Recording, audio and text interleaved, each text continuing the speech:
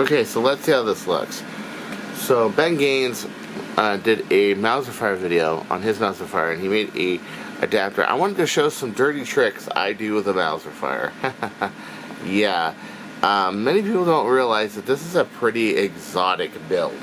It is very exotic. There were a lot of tricks I had learned over the years of building a couple of these. So if you look at Ben Gaines' vid, there's his Mauserfire right there. Really cool. He's got a 3D printed adapter that goes into his Sharpfire. He's using a Talon and Katana Mag adapter, which is really, really bitchin'.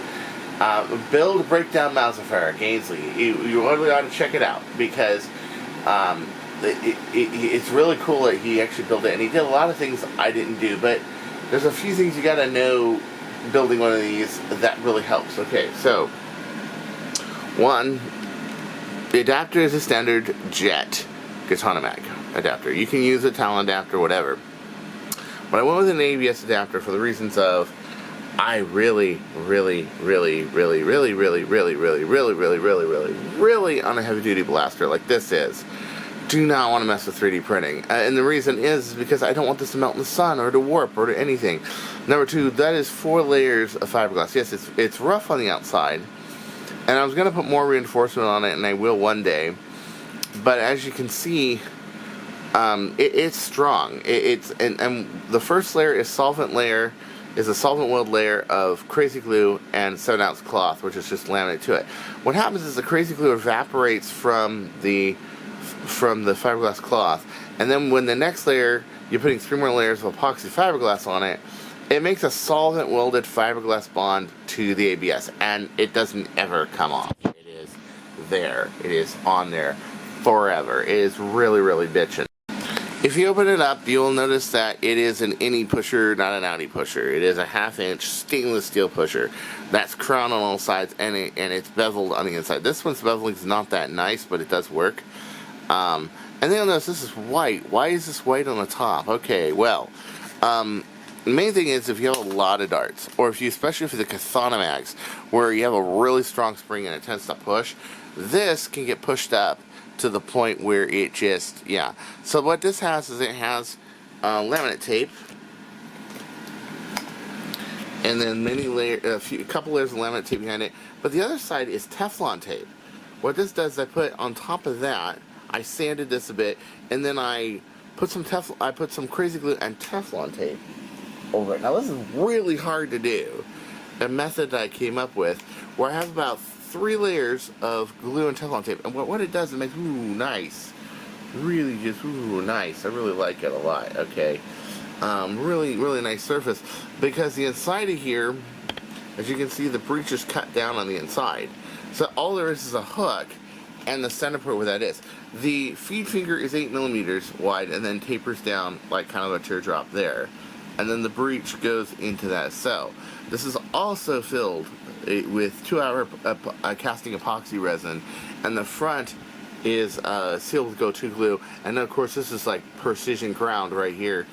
I also have a buffer of some duct tape and glue to the bottom of the feed ramp right there. Otherwise, if this doesn't have anything at the bottom of the feed ramp, it will chip your darts, but it helps round it so when it goes in, it works. But this makes it so it's perfect feeding every time, perfect accuracy every time.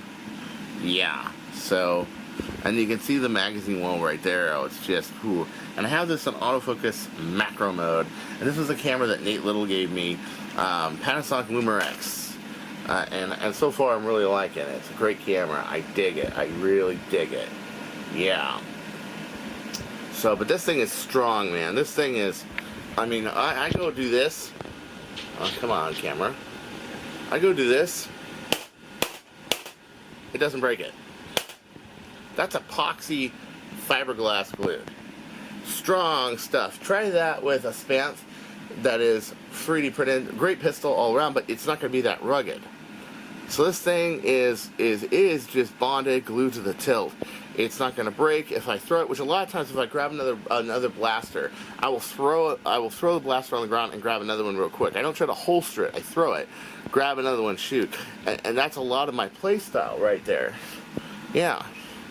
So let's see here. The back end, like he said, the amount of air you put out, you have to put out there. There's a twin coil of springs in there. Right now, it's a 6K turf and an 8.5K. I'm sorry, 7.5K Swarmfire. But you can put a 12 in there. But if you put a 12 in there, that plunger has to be bored out. If it's not bored out, it's simply not going to fit. It's very tight. So what you have to do is, again, I'm trying to single hand this again. But you can see, it just centers the dart every single time.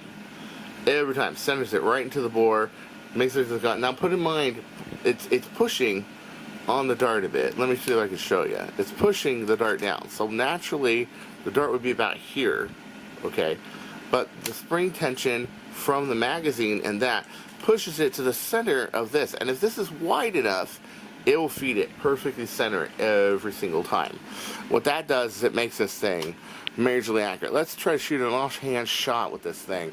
I'm not guaranteeing anything, and you can't see the target, it's not illuminated, but oh yeah, that's incredible. That is amazing. Yeah, so there's a lot of exotic things I do with this. Also, the mag is shorter here, and this is so it can fit on a holster rig a lot better. You can use the full mag if you wanted to, like AZ does. Okay, and a lot of people would like that, especially if you're gonna carbine it, because this can still be carbined. And there it is. Yeah, but make no mistake, a light spring load, 120 feet per second, heavy spring load, you can get into the 170, 180s, but usually you want a lighter spring load, anywhere from 120 to 150 feet per second. Why? Because you can rapid fire this thing like no tomorrow. It's really cool. Okay, the other thing, and I know you guys are probably like, hey, talk about this. Okay, so that center tube there has fiberglass on the inside, about 8 layers of this stuff, and it's trimmed so that it has something to push on. So this never breaks up here, but it also has these little nubs. Okay, so these are tie downs for number 8 screws. So basically what I do is I drill this to number 8 size, I put the threaded rod through, and then I tighten both sides. Now you can see I've done a little bit of custom there. Yeah, that's so it doesn't snag me when I'm running around with it. Yeah, but it makes it so you can grab both hands and like so. Or even better, when you're priming it, you can do that. Put the finger back there. And then you have your other hand here, and you can rapid fire this thing like you would not believe if you're using a light spring load.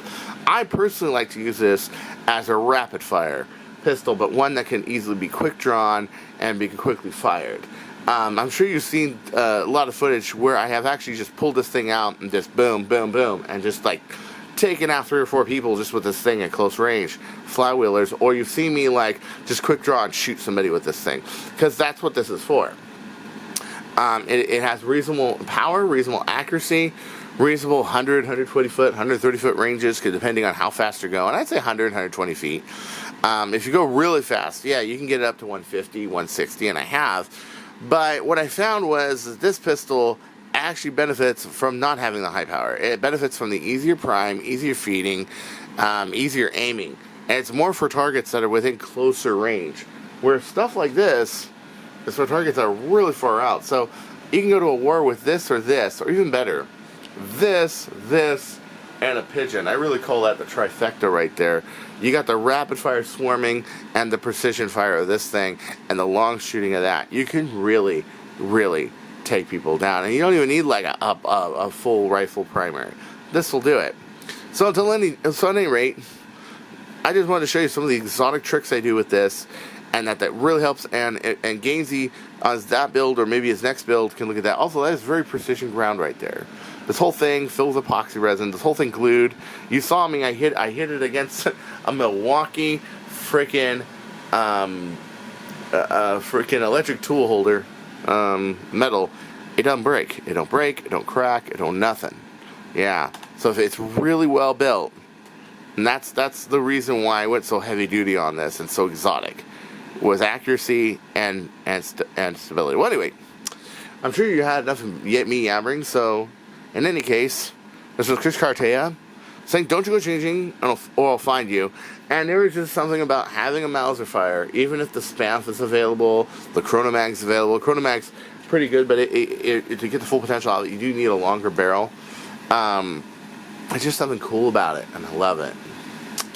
So anyway, take care. Do.